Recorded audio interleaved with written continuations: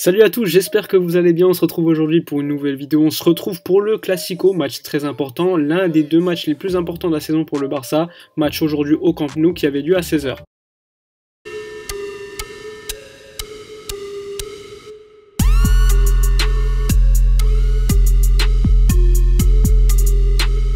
Alors sans plus tarder, avant de parler du match en lui-même, on va évidemment parler des deux compositions d'équipe. On commence par celle du FC Barcelone avec au but sans surprise Neto puisque Marc-André ter Stegen est toujours absent. Ensuite, comme latéral droit, c'est Serginho Dest qui a été placé à la place de Sergi Roberto. Personnellement, je suis plutôt satisfait de ce choix puisque je considère que Serginho Dest comme latéral droit est beaucoup plus important que Sergi Roberto. Donc ça démontre encore une fois que Ronald Koeman ne titularise pas les joueurs par décret. Donc on en avait marre de voir toujours les mêmes joueurs titulaires et là il change, il met Serginho Dest à la place de Sergi Roberto. Ensuite, dans l'axe, sans surprise, la charnière Gérard Piqué ainsi que Clément Lenglet, donc pas de surprise sur ce côté-là. Ensuite, à gauche, Jordi Alba de retour titulaire directement. Donc Ronald Koeman, lors de sa conférence de presse hier, avait dit que Jordi Alba allait jouer dans le cas où physiquement il se sentait bien. Donc aujourd'hui, il se sent bien, donc Ronald Koeman a décidé de titulariser, ce qui a permis également de voir Serginho Dest titularisé sur le côté droit. Ensuite, au milieu de terrain, le double pivot Frenkie de Jong accompagné de Sergio Busquets. Personnellement, je voulais voir Pjanic, mais finalement Ronald Koeman a considéré que Pjanic n'avait pas suffisamment 2 minutes dans les jambes, donc c'est pas choquant de voir Busquets titulaire, mais moi, à terme, je préférais quand même voir Pjanic.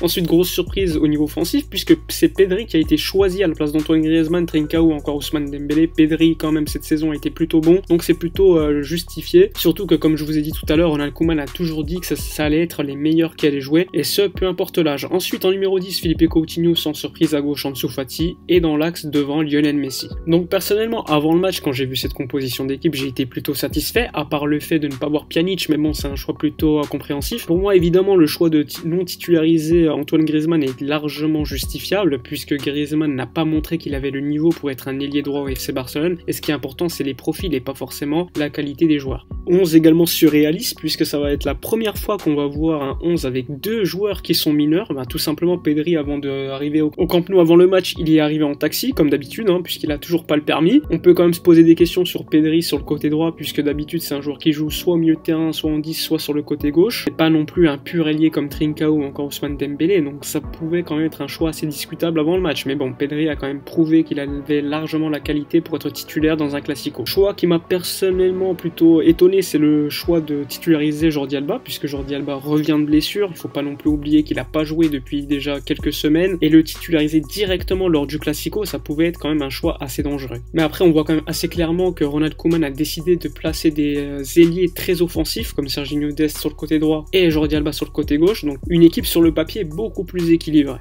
Concernant le 11 mis en place par Zinedine Zidane et le Real Madrid. Alors au but, sans surprise, c'est Thibaut Courtois. Sur le côté droit, Nacho, puisque Carvajal est toujours blessé. Dans l'axe, Varane Ramos. À gauche, Ferland Mendy. Donc une ligne défensive très solide, avec un Nacho qui peut quand même être plutôt faible par rapport aux autres joueurs titularisés. Ensuite, au milieu de terrain, Casemiro, Kroos, Isco ainsi que Valverde. Donc un milieu de terrain largement resserré et renforcé parce que la clé du match, évidemment, c'est de gagner la bataille du milieu de terrain. Et offensivement, Zinedine Zidane a choisi de mettre Vinicius et Benzema. Donc pas énormément d'ailiers du côté du Real Madrid, donc on sent quand même qu'ils ont comme intention avant le match de rester plutôt bas et de partir en contre-attaque, et on a vu que le Barça était en difficulté contre des équipes qui jouaient bas, on l'a vu contre Retafe ou encore le FC Séville. Donc sur le papier, deux équipes plutôt intéressantes. Alors certes, même si les équipes depuis quelques années ont plutôt décliné, ça reste comme un classico, il était très intéressant de voir un tel match, et surtout vu le classement des deux équipes, il était très important pour ces deux équipes de gagner. En plus de cela, on voit quand même que Zinedine Zidane au Real Madrid est quand même plutôt fragilisé, alors que Ronald Koeman a un peu plus de crédit puisqu'il revient quand même d'une grosse victoire en Ligue des Champions. Alors certes, c'était que contre Ferencváros, mais on voit quand même que l'équipe s'est beaucoup plus améliorée par rapport à l'année dernière. Enfin bref, maintenant on va parler du match en lui-même en commençant par la première mi-temps.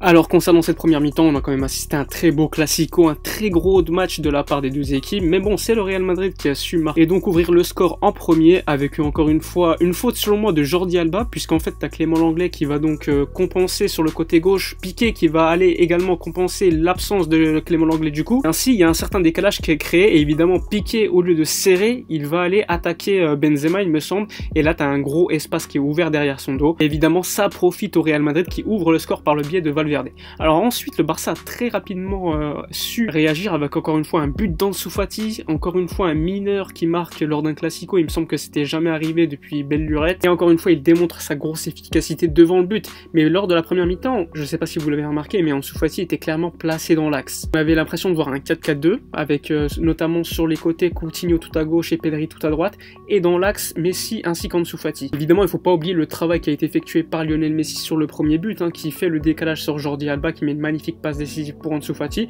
Ensuite, le Real Madrid et le Barça se sont quand même assez jaugés, il y a eu des belles occasions des deux côtés, il y a eu notamment une grosse occasion pour Messi, juste après une grosse occasion pour Benzema, avec deux gros arrêts, que ce soit de Courtois ou encore de Neto, donc on a vu de très belles actions lors de la première mi-temps. Après ensuite, j'ai vu un Real Madrid un peu plus efficace sur ses actions, c'est-à-dire que lorsqu'ils avaient le ballon, ils étaient un peu plus dominants dans le camp du Barça. Par contre, lorsque le Barça récupérait et attaquait, il me semblait un peu plus tranchant que le Real Madrid. Quand on regarde les chiffres, on voit qu'il y a eu 5 tirs des deux côtés, il y a eu 3 et 2 frappes cadrées. Donc de ce côté-là, c'était plutôt équilibré. J'ai vu également une belle première mi-temps de nos latéraux. Par contre, on voit clairement que Jordi Alba me paraissait plutôt cramé lors de la fin de la première mi-temps. On voyait que physiquement, il tenait pas le coup. Après, évidemment, c'était assez prévisible. À chaque fois, on attaquait sur le côté de Jordi Alba, c'est-à-dire que la passe de Messi ou de Coutinho derrière le dos de Nacho qui est finalement sorti, eh bien, c'était trop prévisible à la fin. Ensuite, évidemment, j'ai trouvé un Lionel Messi très en jambes, qui défendait énormément, qui pressait. Après, évidemment, on l'a vu, il a eu une grosse occasion. Il aurait pu également avoir un penalty, mais qui n'a pas été sifflé par Casemiro. Je pense que l'arbitre aurait pu le siffler comme ne pas le siffler, mais comme il touche le ballon, eh bien, on va considérer que c'est une bonne décision de l'arbitre. Sinon, à part quelques joueurs comme Pedri qu'on a un peu moins vu, ou Coutinho qui a perdu quelques ballons, j'ai trouvé côté Barça une première mi-temps plutôt cohérente, avec des joueurs clairement au niveau. Il y a également eu quelques pertes de balles de Busquets. Et globalement, l'équipe a été plutôt intéressante. Après, évidemment, j'attendais un peu plus de domination dans le cas du Real Madrid, ce qu'on n'a pas forcément vu en première mi-temps. Mais globalement, c'était quand même plutôt plaisant. Ça faisait longtemps qu'on n'avait pas vu une première mi-temps lors d'un classico aussi intéressante, aussi plaisante à voir. Côté Real, on voyait quand même que c'était vraiment sur le côté droit que les attaques se passaient, puisque Serginho Dest a plutôt bien maîtrisé Vinicius. C'était vraiment le côté où il y avait Jordi Alba qui montait énormément, qui était physiquement un peu cramé, qui portait préjudice au Barça. Mais sinon, globalement, la première mi-temps m'a paru plutôt cohérente et intéressante des deux côtés. Concernant la seconde mi-temps, on a vu un Real Madrid largement supérieur à mon goût, plus d'occasions créées, même si le Barça a eu sa chance, notamment avec Coutinho sur une tête.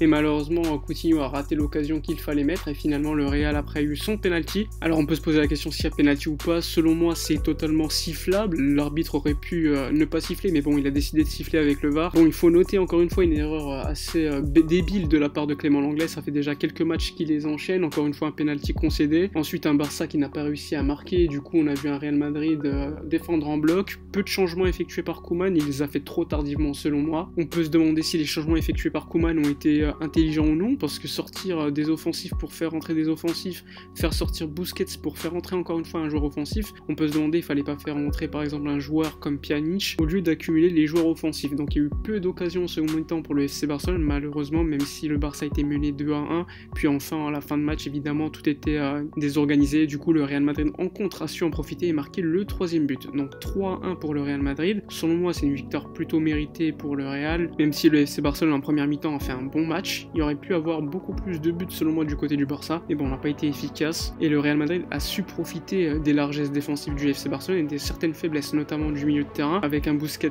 totalement cramé aujourd'hui. Frenkie de Jong aussi était clairement fatigué, un Coutinho qui n'a pas été dans son match. En seconde mi-temps, on a vu également que Messi physiquement ne tenait pas le coup. En bref, à part Serginho Dest ainsi qu'Ansu Fati, les autres joueurs du FC Barcelone n'ont pas été au niveau, n'ont pas été réguliers sur le match, et le Real Madrid a su en profiter. On peut évidemment critiquer de manière vive les choix de Koeman en fin de match, et je pense que ce match doit servir de base pour les prochains matchs, notamment concernant le cas Sergio Busquets. Enfin bref, au niveau du classement, c'est quand même très inquiétant, avec seulement 7 points lors des 5 premiers matchs du championnat, avec déjà 2 défaites, que ce soit contre Getafe ou encore le Real Madrid, et un nul contre le FC Séville. Donc lors des gros matchs, le FC Barcelone ne réussit pas à gagner, et c'est un constat qu'on peut déjà faire depuis quelques saisons au FC Barcelone en championnat ou encore en Ligue des Champions. Enfin bref, défaite du FC Barcelone sur le score de 3-1. Je sais que le match était plutôt équilibré en première mi-temps, mais après en deuxième mi-temps, on a vu que le Real Madrid était supérieur. Enfin bref, le penalty a tout changé sur ce match, ou défaite du FC Barcelone malheureusement. Enfin bref, j'espère que la vidéo vous a plu néanmoins. N'hésitez pas à vous abonner à la chaîne, à liker, à partager. Moi je vous dis à la prochaine, d'ici là comme d'habitude, portez-vous bien.